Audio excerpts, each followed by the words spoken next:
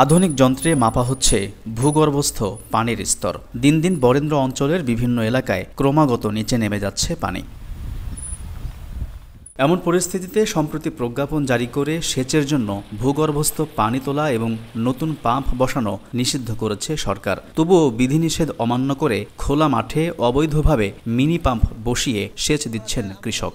যখন আমাদের ধানে যখন পানি না পাচ্ছে, পানি একটা পানির জন্য ধানটা মরে যাবে, ওই তখন আমরা পাইপের দ্বারা পানি ছিটাই পানিটা দিই। পানির সংকটটা তলে বসছে, তলে বসার কারণে জমি জায়গা আবাদ করতে পারছে না। ওয়াটার লেভেলটা ডিক্লাইন হয়ে গেছে এবং সেটার রেট প্রায় বছরে বরেন্দ্র অঞ্চলে, হাই বরেন্দ্র অঞ্চলে 1.5 থেকে 2 ফিট পর্যন্ত ওয়াটার লেভেল নিচে নেমে গেছে এবং এটা ভবিষ্যতের জন্য একটা হুমকির শামিল। অনুমতি ছাড়াই মিনি পাম্প দিয়ে বাণিজ্যিক সেচ কাজের ফলে একদিকে ভূগর্ভস্থ পানির সংকট বাড়ছে, অন্যদিকে বৈধ গভীর নলকূপ কার্যক্রম ব্যাহত হচ্ছে।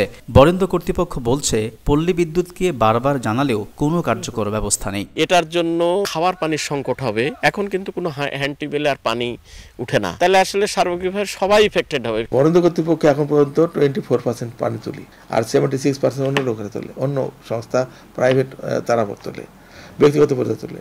এইটাকে কিন্তু ঠেকানোর কোনো রকম ব্যবস্থা নেওয়া হচ্ছে না। অন্যদিকে পল্লী বিদ্যুৎ সমিতির দাবি, নিয়ম অনুযায়ী কেউ ব্যক্তিগতভাবে লাইনের আবেদন করলে লাইন দিতে বাধ্য তারা, তবে সেচ কাজে সেই লাইন ব্যবহার করা অপরাধ। একজন গ্রাহক আবেদন করে তখন তো আমাদের নীতিমালা অনুযায়ী সেটা যদি কভার করে তাহলে তো আমরা দিতে বাধ্য।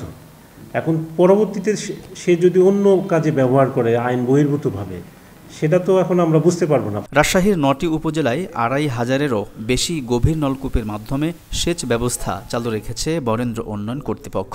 কিন্তু এর বাইরে গৃহস্থালী দেখিয়ে বসানো মিনি পাম্প কত সংখ্যক জমিতে সেচ দিচ্ছে তার সঠিক তথ্য নেই কারো কাছে। আলতাফ হোসাইন, সময় সংবাদ, রাজশাহী।